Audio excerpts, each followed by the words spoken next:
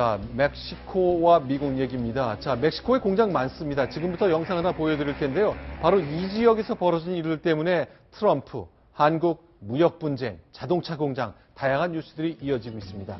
자, 여기는 멕시코와 미국을 가르는 해안가인데 저 철벽이 높게 펼쳐져 있군요.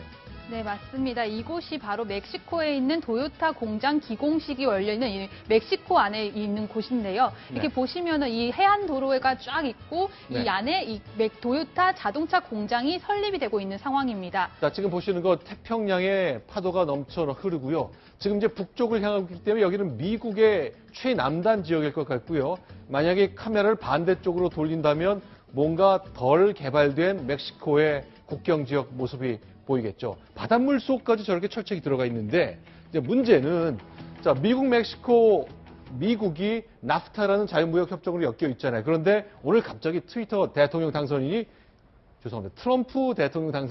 트위터를 하나 썼습니다. 도요타 자동차 얘기인데 지금 김유름 기자 얘기한 거죠? 네, 맞습니다. 트럼프는요, 이 미국의 납품할 자동차 생산 공장을 도요타가 멕시코 바하 지역에 건설할 것이다. 말도 안 된다. 미국의 공장을 건설하거나 관세를 내라라고 글을 올렸습니다. 네. 지금 도요타에 대해서 그렇게 강요했는데 네. 포드는 이미 포기했습니다. 포드도 멕시코가 지으려다가 그 트럼프가 저렇게 말하는 바람에 그걸 포기했는데요. 네. 지금 제 트럼프의 저 말은 지금 행정명령일 겁니다, 아마.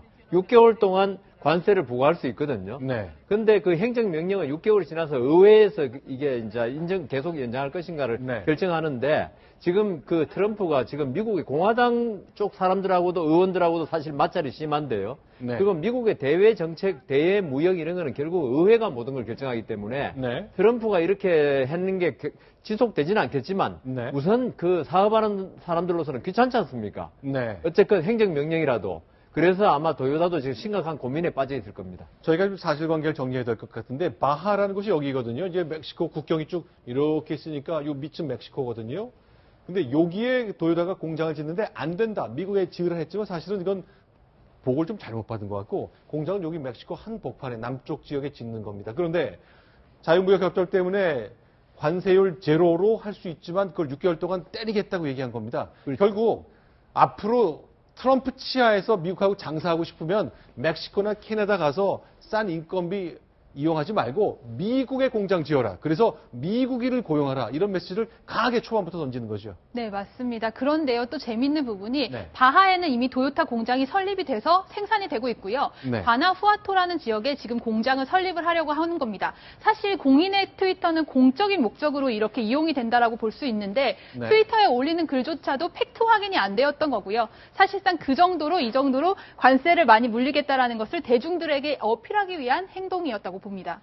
예, 변호사님. 그런데 이제 마침 정말 우연인데 LG전자가 미국 내 공장 지을 계획을 검토하고 있다. 그런 소식까지 들려왔잖아요. 대체로 이런 트럼프 체제에 딴 나라 압박하기 이런 거에 영향을 좀 받은 겁니까? 그건 당연히 받죠. 네. 우리가 무역으로 먹고 사는 나라인데, 그리고 대미 수출이, 물론 대중 수출보다 좀 적지만은, 네. 상당 부분 차지하기 때문에 우선 트럼프가 여기다가, 우리 이번에 사드로 지금 중국하고 지금 경제 마찰까지 있는 거 보셨지 않습니까? 네. 미국하고 이런 경제 마찰이 우리나라 안보까지 영향을 주면 안 되기 때문에, 네. LG로서도 지금 트럼프 말이 사실 협박 비슷한데도 네. 안 따라갈 수가 없고, 아까 트위터 이야기 하셨는데요. 네. 미국 지금 조야에서 그리고 언론에서 트럼프가 너무 트위터를 좋아한다. 네. 그게 결국 자기 발목을 잡을 것이라는 경고를 지금 많이 보내고 있거든요. 그래서 트럼프의 지금 이게 도저히 그 럭비공 같이 어디로 튈지를 몰라가지고 사실 저희 우리나라도 사실 걱정이 많은 겁니다. 근데 일종의 보호주의인데 국가주의 정책인데 트럼프가 저렇게 나가면요. 네. 미국 국민들 입장에서는 상당히 좋지 않겠습니까? 일자리도 생기고 말이죠. 단기적은 그래 보이는데요. 그렇죠. 보수든 진보 진영이든 네.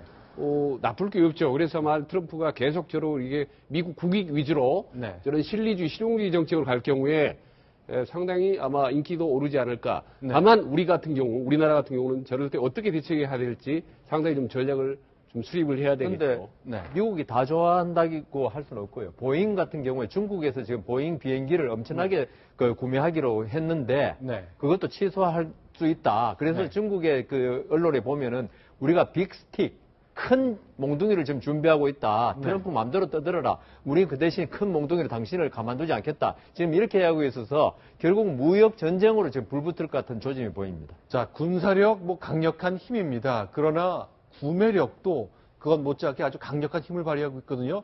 우리가 당신네 물건을 안 사주면 당신들 손해보잖아. 이 말 한마디가 갖고 있는 영향력. 잠시 후에 소개해드릴 사드 문제에도 연결이 되고 있습니다. 순위 확인하고 돌아오겠습니다.